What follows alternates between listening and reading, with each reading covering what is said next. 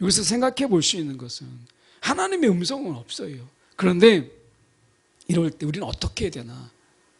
하나님이 믿음의 결단을 가지고 내가 죽으면 죽으리라, 이 에스더가 나아갔을 때의 책망과 오늘 주저주저 하면서 하나님의 음성을 기다리면서 어쩌면 그가 이때를 위할 수도 있는데 용기 내지 못하고 그가 쭈삣쭈삣 있다면, 그래서 기회를 놓쳤다면 하나님의 책망은 과연 어디가 더 클까 한번 생각해 보게 돼요.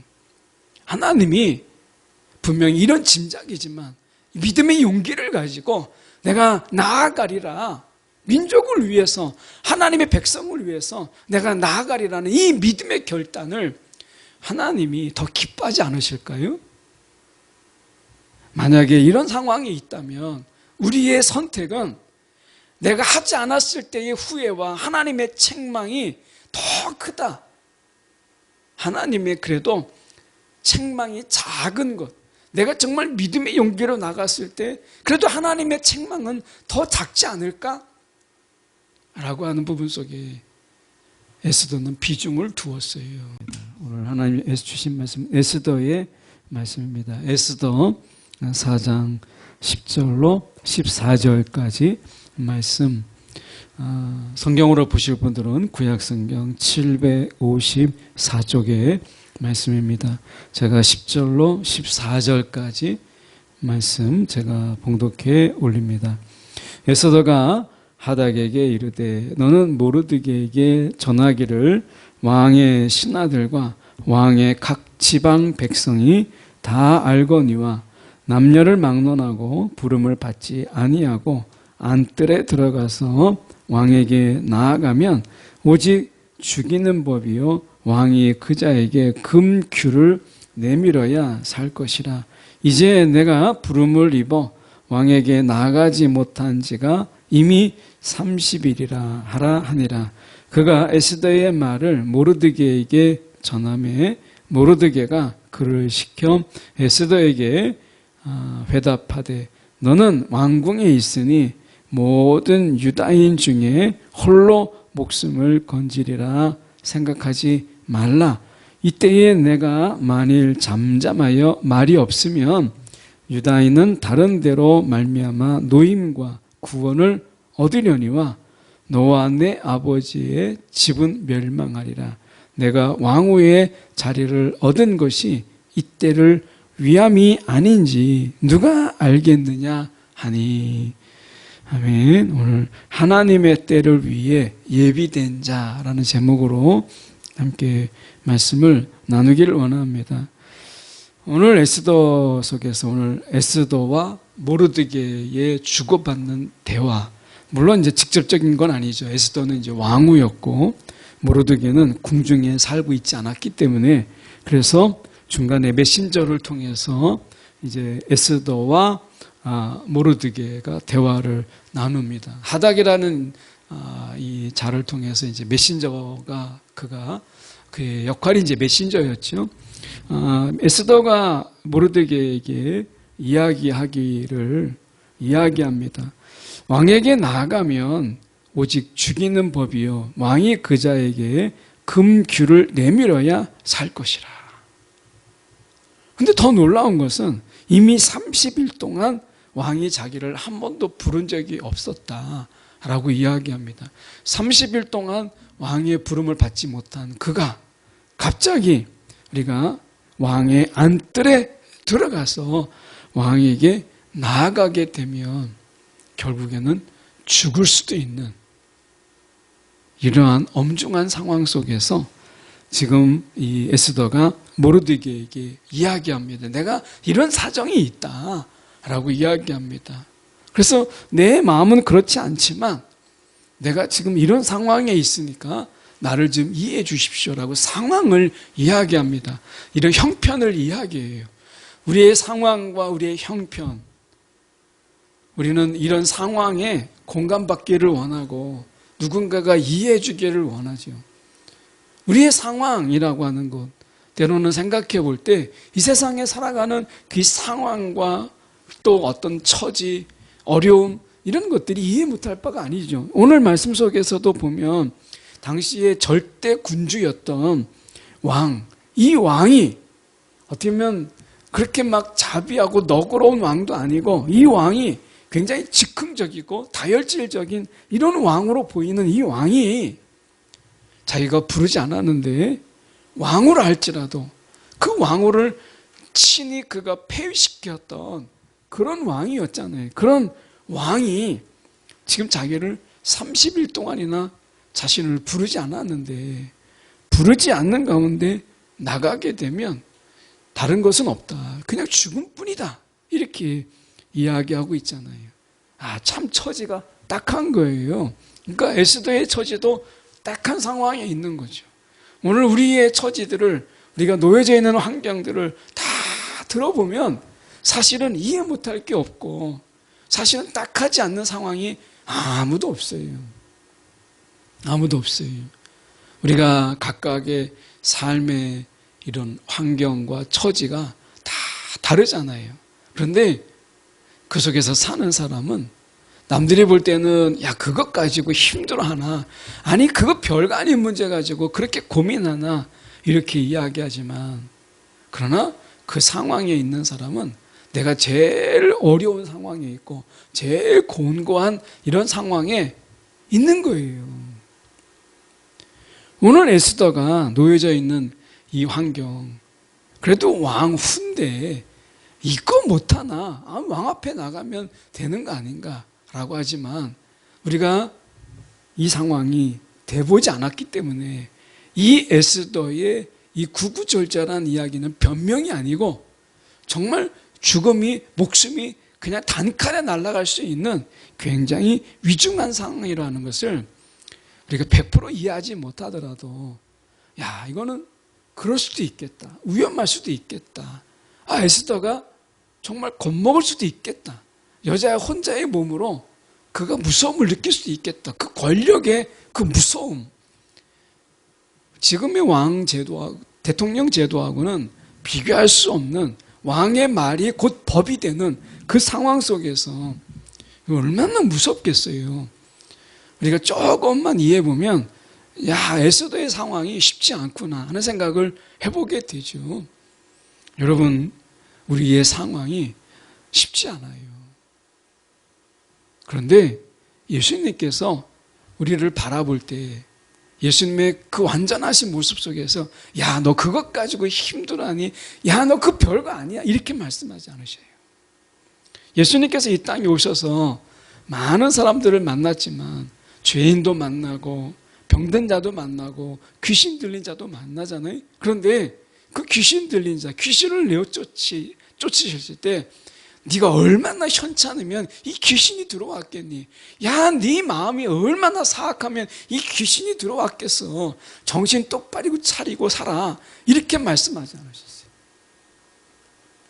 예수님께서 그 귀신 들린 그런 자들을 귀신을 책망하고 치유케 하시고 그 병을 꾸짖었지만 야, 너가 얼마나 믿음이 없으면 이렇게 병이 네 죄가 얼마나 크면 이렇게 죄가 너 가운데 임하겠니?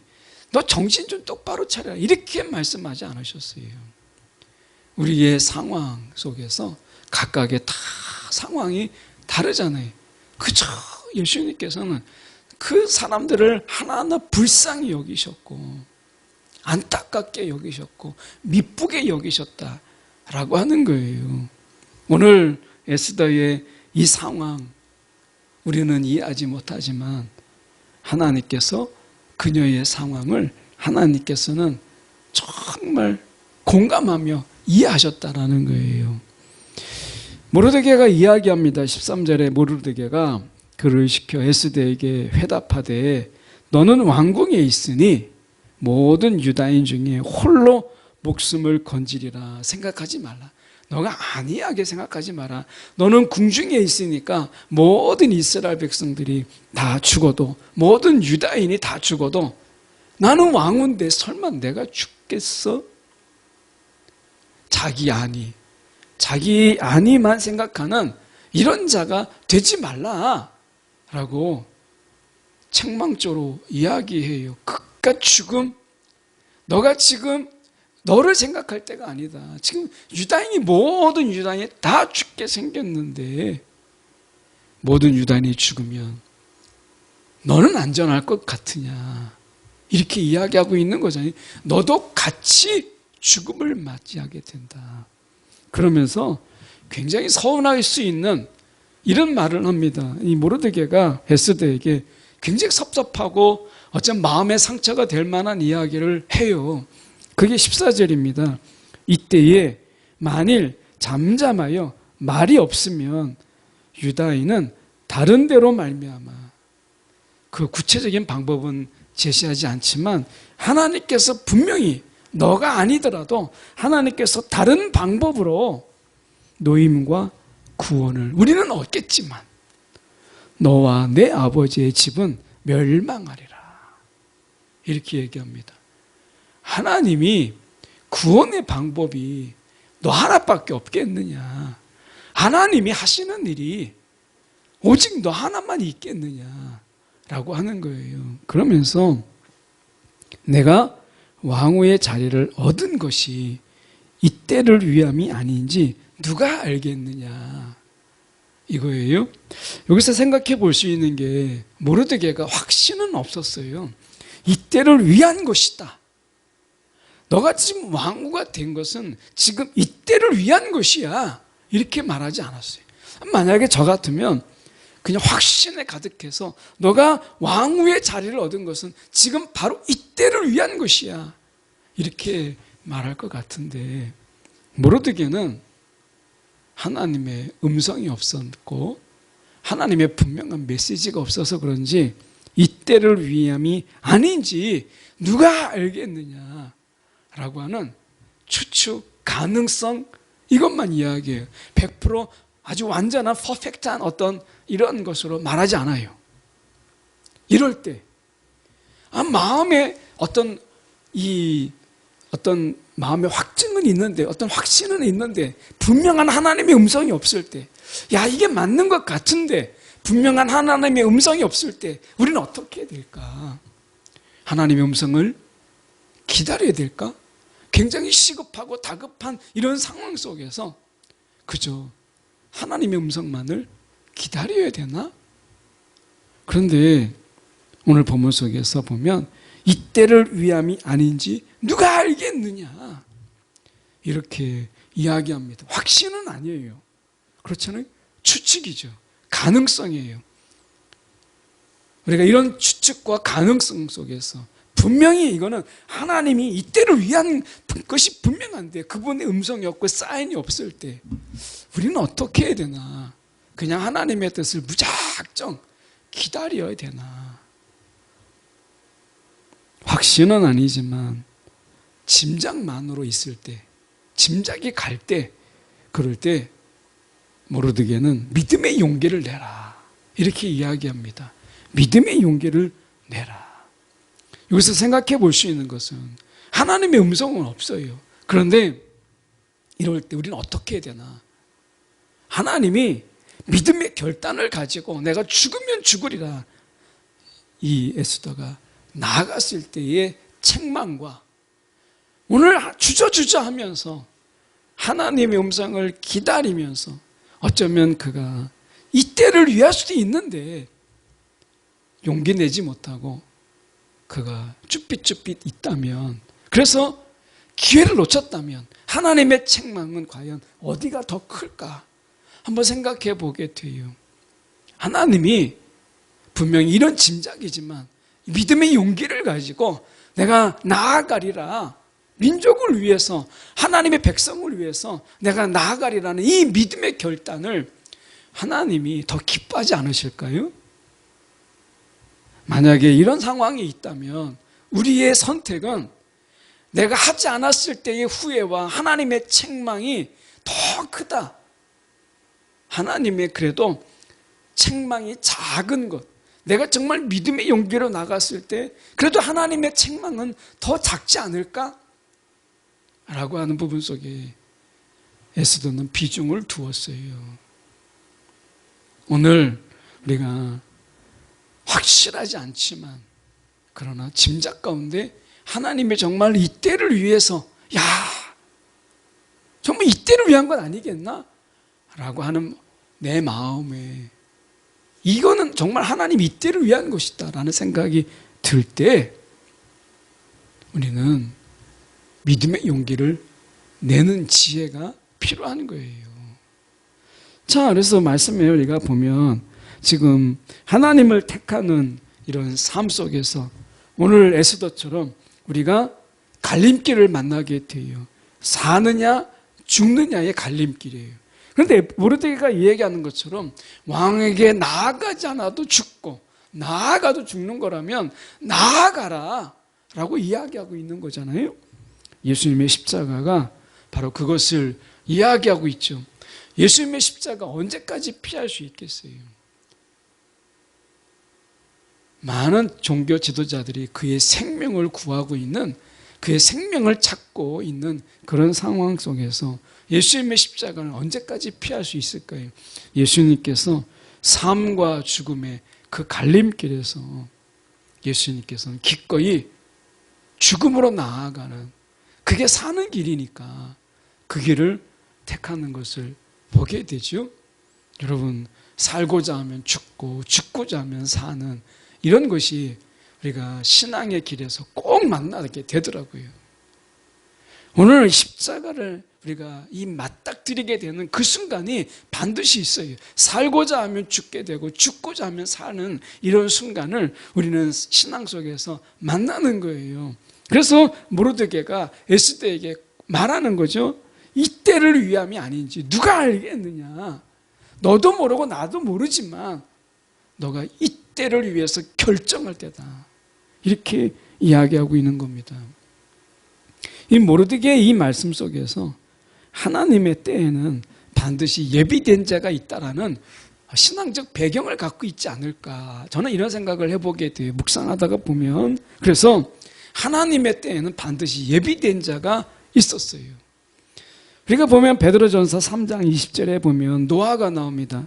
그들은 전에 노아가 방주를 예비하는 동안 하나님께서 오래 참고 기다리실 때 끝내 불순종했던 사람들이 거의 다였어요. 그런데 8명, 물로 심판하실 때 구원받은 사람이 적으니 단 8명 뿐이었다. 8명 뿐이었다. 하나님은 이 홍수의 심판을 통해서 단 8명, 그 8명을 하나님께서 예비하시기 위해서 노아를 통해서 얻은 숫자는 단 8명 뿐이었어요. 그런데 하나님께서는 기꺼이 그것을 행하셨어요. 단 8명을 하나님께서 구원하시기 위해서 노아를 예비하셨고 그리고 홍수의 심판을 감행하셨어요. 오늘 이 하나님의 홍수의 심판 속에서 예비된 자가 누구였어요? 노아가 있었어요. 하나님이 이 심판 속에 예비하심을 보게 되죠. 우리가 또한 한 인물을 보게 됩니다. 히브리서 10장 5절에 보면 그리스도께서 이 세상에 오셨을 때에 이렇게 말씀하셨습니다. 바로 이것 때문입니다. 오 하나님, 황소와 염소의 피로는 흡족해 하실 수 없는 당신은 당신의 제단에 희생제물로 삼으시려고 저를 인간이 되게 하셨습니다. 사람들의 그 제사, 황소를 드리고 염소의 피를 드리지만 하나님께서 흡족할 만한 제사가 되지 않았기에, 인간의 제사가 타락했기에 하나님께서는 완전한 제사를 준비하셨는데 곧 그가 예수 그리스도의 그분의 그 희생제물 되심으로 인해서 완벽한 제사가 된 거죠. 예수님께서 참 제물이 되세요. 모든 제사의 완성을 위해서, 그 제단의 완성을 위해서 하나님께서는 예수님을 예비하셨다라고 하는 것입니다. 오늘 우리가 하나님의 일하심에는, 하나님의 때에는 반드시 하나님이 그 때에 맞추어서 예비하시는 하나님의 손길을 우리가 보게 돼요. 시편 40편 6절에서 8절까지 말씀에서 보면 이렇게 말씀합니다. 그때에 내가 말하기를 내가 왔나이다. 나를 가리켜 기록한 것이 두루마리 책에 있나이다. 나의 하나님이여 내가 주의 뜻 행하기를 즐기오니 주의 법이 나의 심중에 있나이다. 예수 그리스도를 가리키는 말씀이죠. 나의 하나님이여 내가 주의 뜻 행하기를 즐기오니 주의 법이 나의 심중에 있나이다. 하나님께서는 예수를 예비하셨어요. 오늘 우리는 하나님의 때를 위해서 예비된 자들이다 라고 하는 우리의 분명한 자의식이 필요한 거예요. 하나님의 예비된 자다라고 하는 것을 기억하는, 오늘 하나님의 때를 분별하며 하나님의 예비된 자인 것을 기억하는 저와 여러분이 되기를 간절히 소망합니다.